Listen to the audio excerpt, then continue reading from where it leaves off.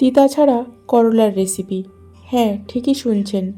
এত উপকারী সবজি হওয়া সত্ত্বেও শুধুমাত্র স্বাদে তিতা হওয়ার কারণে বাচ্চারা তো খায়ই না, অনেক সময় বড়রাও অ্যাভয়েড করে।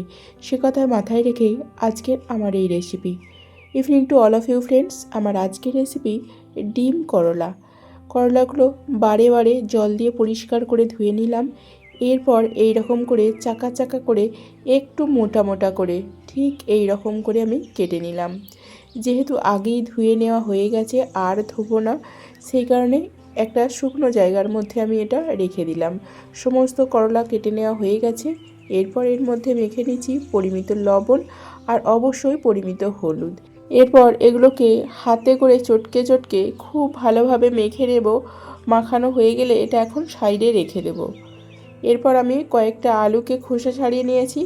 আলুগুলোকেও এখন আমি করলার টাইপই সাইজ করে নেব। যেহেতু আলু অনেকটাই মোটা বড় হয়ে থাকে, তাই করলার মতো গোল গোল করা যাবে না, বাট ওই রকম টাইপই কেটে নিলাম। দেখুন, এই রকম ছোট ছোট চওড়া চওড়া, খুব পাতলাও নয় খুব মোটাও নয়।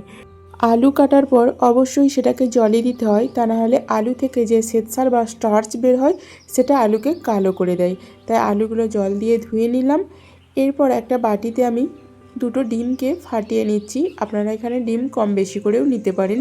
এরপর ডিমের মধ্যে দিয়ে দিলাম পরিমিত লবণ আর অবশ্যই পরিমিত হলুদ। লবণ আর হলুদের সঙ্গে ডিমটা খুব ভালোভাবে মিক্স করে নিলাম। এরপর উনান জেলে কড়াইটা বসিয়ে দিলাম। কড়াইটা খুব ভালোভাবে গরম হলে দিয়ে দিলাম পরিমিত সরিষার তেল। তেলটাও খুব ভালোভাবে গরম হলে দিয়ে দিলাম আলুগুলো। এখন দিয়ে দিচ্ছি পরিমিত লবণ। এরপর অল্প একটু নাড়াচাড়া করে দেব, যাতে আলুর সঙ্গে লবণটা খুব ভালোভাবে মিক্স হয়ে যায়। অবশ্যই এখন আমি চাপা দিয়ে দেব, কারণ ভাজার সময় ঢাকা চাপা দিয়ে ভাজতে থাকলে আলু বা যে কোনো সবজি ভাজার সঙ্গে সঙ্গে অনেকটা সফটও হয়ে যায়। তো সেই কারণে ঢাকা চাপা করে আলুটা আমি ভেজে নিয়েছি। আলুর কালার অনেকটাই চেঞ্জ হয়ে গেছে, অনেকটা সফটও হয়ে গেছে। এখন আমি আলুগুলোকে তুলে নিচ্ছি। আলু তুলে নেওয়া হয়ে গেছে। এরপর কড়াইতে যে পরিমাণ তেল এক্সেস আছে ওই তেলের মধ্যেই এখন আমি আগে থেকে লবণ হলুদ মেখে রাখা করলাগুলো দিয়ে দিলাম। এরপর এই করলাগুলো বেশ খানিকটা সময় নিয়ে ভাজতে হবে, তবে অবশ্যই এখানে কোনো ঢাকা চাপা দেওয়া যাবে না, কারণ করলা বা উচ্ছে নরম হলে তিতা যে স্বাদটা সেটা ছাড়তে থাকে।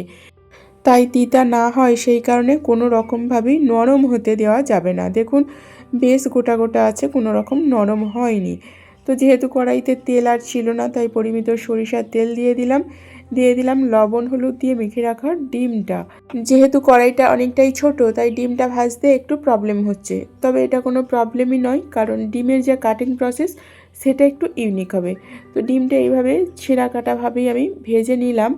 এখন ডিমটা কেটে নিচ্ছি, মানে পারফেক্টলি সাইজ করে কাটছি না, আর ছোট ছোট ঝুড়ো বা গুঁড়োও নয়, কিন্তু ছেঁড়া ছেঁড়া হলেও সাইজে বেশ বড় বড়, যাতে খাওয়ার সময় এগুলো নাগালের মধ্যে পাওয়া যায়। এই রেসিপির মধ্যে ডিমের খোঁজ খবরটা ঠিকমতো পাওয়া যায়। তো সেই কারণে এই রকম বড় বড় করে পিস পিস করে ছিঁড়ে নিলাম। এরপর ডিমগুলোকে আবারও একটুখানি নাড়াচাড়া করে বেশ সোনালি সোনালি করে আমি ভেজে নিলাম। এখন ডিমগুলোকে তুলে নেব। ডিম ভাজার পর কড়াইতে আর কোনো তেলই এক্সেস নেই, সেই কারণে কড়াইয়ের মধ্যে আমি আবারও পরিমিত সরিষার তেল দিয়ে দিলাম। তেলটা মিডিয়াম গরম হলে দিয়ে দিলাম ফোড়নে মেথি আর অল্প একটু রাঁধুনি। এখন দিয়ে দিচ্ছি একটা শুকনো লঙ্কা। ফোড়নটা একটু নাড়াচাড়া করে দিলাম। এখন এর মধ্যে দিয়ে দিচ্ছি 3টে বড় সাইজের পেঁয়াজ কুচি। এরপর দিয়ে দিচ্ছি একটা বড় সাইজের রসুন কুচি। পেঁয়াজ আর রসুনটাকে বেশ খানিকটা সময় ধরে নাড়াচাড়া করতে হবে। যখন পেঁয়াজ রসুনের কালার চেঞ্জ হয়ে যাবে, একটা সুন্দর স্মেল বের হবে, তখন এর মধ্যে অ্যাড করে দেব পরিমিত হলুদ, লঙ্কার গুঁড়ো, জিরা গুঁড়ো, ধনিয়া গুঁড়ো আর অবশ্যই দিয়ে দেব লবণ। এরপর অল্প একটুখানি জল অ্যাড করে দিলাম, যেহেতু গুঁড়ো মশলা কড়াইতে লেগে যাওয়ার সম্ভাবনা থাকবে, তাই অল্প একটু জল দিয়ে বেশ খানিকটা সময় ধরে কষিয়ে নিলাম। দেখুন, মশলাটা কড়াই ছেড়ে উঠে আসছে, অনেকটাই তেল ছেড়ে দিয়েছে। এখন আমি দিয়ে দিচ্ছি ভেজে রাখা করলাগুলো। করলা দেওয়ার পর আবারও বেশ কিছুক্ষণ কষিয়ে নিচ্ছি, যাতে মশলাটা করলার সঙ্গে খুব সুন্দরভাবে মিক্স হয়ে যায়। এরপরে দিয়ে দেব ভেজে রাখা আলুগুলো যেহেতু অনেকটাই নরম হয়ে গেছে, তাই মশলার সঙ্গে কষালে গলে যেত, তাই প্রথমেই করলাগুলো মিক্স করে নিলাম বা কষিয়ে নিলাম। এরপরে আলুগুলো দিলে আর সেই রকম গলে যাওয়ার সম্ভাবনা থাকবে না, সেই সঙ্গে খুব ভালোভাবে কষানোও যাবে। তো কষানো কমপ্লিট। এখন অল্প একটুখানি জল অ্যাড করে দিচ্ছি, কারণ এখানে করলাগুলো শক্ত আছে, খুব নরম হয়নি।